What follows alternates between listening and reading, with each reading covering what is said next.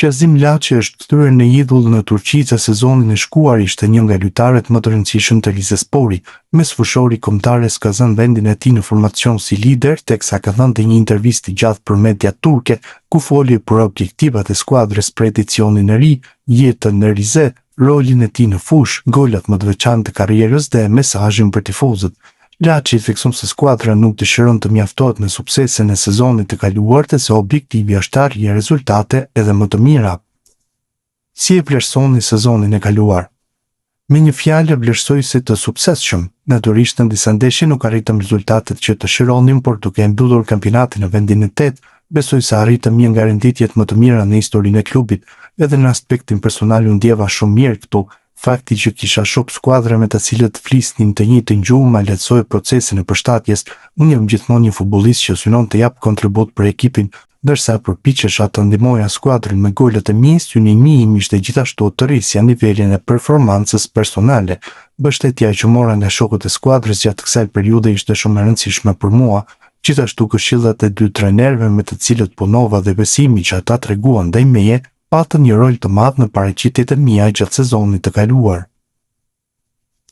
Këtë sezon po përgatiteni për një kampionat edhe më të vështirë. Sezonin e kaluar e mbyllëm kampionatin në një pozicion shumë të rëndësishëm për klubin, megjithatë nuk duam të kënaqemi më kaq. Objektivi ynë të sezonit është të ngjitemi dhe më lart të përgatitjet i kemi nisur pikërisht me këtë mentalitet. Në Superligën turke çdo ndeshje është shumë e vështirë të zhvillohet me intensitet të lartë. Për të arsye duhet të përgatitesh maksimalisht për çdo takim. Përveç skuadrave të forta që tashmë janë pjesë e elitës, ka dhe ekipe që janë ngjitur nga kategoria e dytë e kanë përvojë të konsiderueshme, prandaj na pret një sezon shumë më konkurrues, edhe ne po përgatitemi në përputhje me këtë realitet. Si po kalon jeta në Rize? Pas ju bashkova Rizesporit në familjen tonë erdhi në jetë vajza ime, duke qenë se është ende shumë e vogël, kalojmë pjesën më të madhe të kohës në shtëpi. Në Rize nuk është e lehtë të gjesh ditë me diell, por kur moti është i bukur na pëlqen shumë të shëtisim buzëletit. Natyrisht kur përmendet Riza të gjithëve u shkon mendja te çaji, edhe nëse herë që kemi mundësi dalim për të pirë çaj. Unë konsumoj mjaft çaj edhe gjatë ditës, mund të them se bi pothuajse në çdo rast. E di gjithashtu se Riza është një qytet i njohur për peshkimin. Nuk më pëlqen të peshkoj, por më pëlqen shumë të ha peshk. Edhe në këtë aspekt jam i lumtur që jetoj këtu.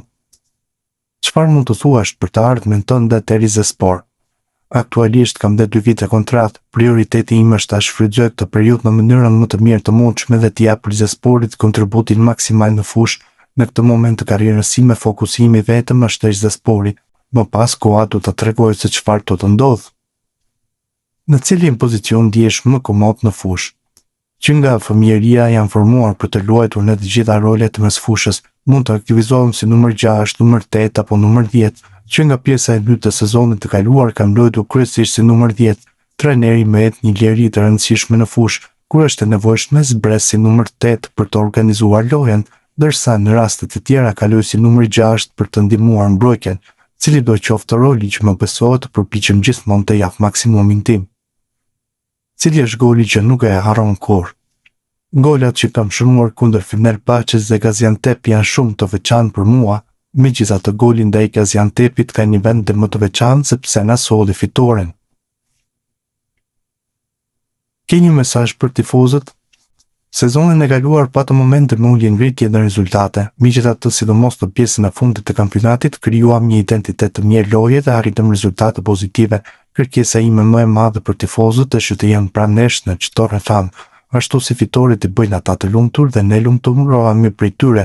Të festojmë së bashku pas çdo fitorie ka një vlerë shumë të madhe për ne. Në futboll nuk është gjithmonë e mundur të marrësh rezultatin që dëshiron, edhe gjatë ndeshjes nuk mund të jesh gjithmonë e përsi. Pikërisht në ato momente kemi nevojë për mbështetjen e tifozëve, për motivimin dhe forcën që ata na japin për të ecur përpara. Sezonin e kaluar treguam se çfarë është në gjendje të arrijë kjo skuadër, edhe këtë sezon duam të realizojmë objektiva dhe më të mëdhenj së bashku me tifozët tanë. Tashmë nuk janë më vetëm thashëtheme dhe diskutime teorike. Klubi i Lecces ka bërë hapin e parë konkret për të siguruar firmën e El Seid Hysajt, të cilin shpreson ta ketë në radhët e tij si lojtar i lirë. Mbrojtësi i kombëtares shqiptare është pa ekip pasi mbylli kontratën me Lacion dhe mund të zgjedhë ku të vazhdojë karrierën e tij. Ndaj Lecce është hedhur në sulm, duke synuar që të gjej shpejt një akord me të dhe ta ketë si përforcim por edicionin e ri. Mediat italiane bën të ditur në ditët e kaluara se mes palëve kishte pasur disa kontakte, ndërsa Sky Sport bën të ditur se sot Lecce i ka dërguar ofertën zyrtare futbollistit, duke i treguar edhe kustet financiare që është në gjendje të plotësojë. Gjithashtu, mësohet se lojtari ka 24 orë kohë për të kthyer një përgjigje, pasi te Lecce duan që të përqendrohen në objektiva të tjerë të mundshëm të merkatos, nëse marrin një jo nga rekordmeni i kombëtares shqiptare të futbollit.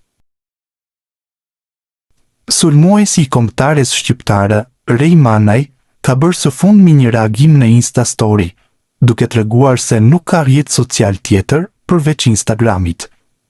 Ai paralajmëron djegësit se nëse dikush u shkruan nga TikToku apo Snapchati, nuk është ai në të vërtetë. Çdo ditë po më vijnë mesazhe nga njerëz që më pyesin nëse përdor TikTok ose Snapchat. Për këtë arsye, e kam shkruar edhe në bio të Instagramit. Nuk kam as TikTok, as Snapchat. Nëse dikush ju shkruan ose pretendon se është unë në këto platforma, mos mendoni se po flisni me mua. Është dikush që po ju mashtron. Shkruan Manaj në rrjetin social Instagram. Gjasir Hasani është një lojtar i lirë. Sulmuesi i kombëtares shqiptare dhe klubi iranian i Esteglal kanë rënë dakord për t'i dhënë fund bashkëpunimit, duke prishur kontratën. Mësohet se shkak për këtë ndarje të parakoshme është bërë mos pagimi i detyrimeve nga klubi për sezonin e shkuar.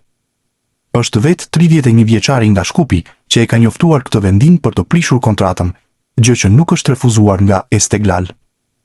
Kujtojmë se për Hasanin është aluduar një interesim nga La Liga Spanjolle. Vetë futbollisti ka konfirmuar disa javë më parë se Getafe është pas tij, mirë po deri më tani nuk ka asnjë lëvizje.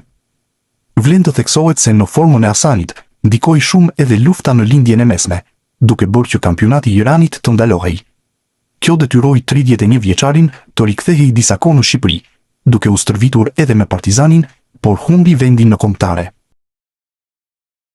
Burnley është mposhtur në miqësore nga amerikanat e Real Salt Lake.